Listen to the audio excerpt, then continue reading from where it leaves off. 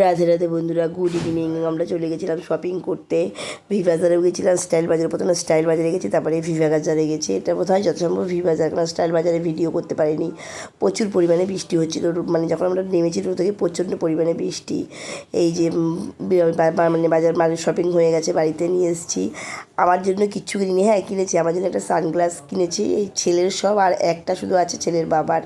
আর সব থেকে বড় আনন্দের মানে আমি খুশি হয়েছি, ভি বাজার থেকে 5,000-এর ওপরে শপিং করলে একটা মিক্সচার মেশিন দিচ্ছে। এবার আমার যেহেতু মিক্সচার মেশিন আছে নিইনি, আর না হলে দুটো ইলেকট্রিক কেটলি নিতে হবে 199 টাকা করে।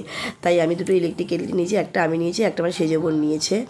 দুটো ইলেকট্রিক কেটলি নিয়েছি। আমি খুব খুশি হয়েছি, যেহেতু আমি চা লাভার, তাই ইলেকট্রিক কেটলিটা পেয়ে খুশি হয়েছি। আর স্টাইল বাজার থেকে আমাদের দিয়েছে একটা গিফট ভাউচার, মানে 100 টাকার ওয়াও মোমোর একটা গিফট ভাউচার দিয়েছে 100 টাকার। ওটাতে আমার ছেলে খুব খুশি।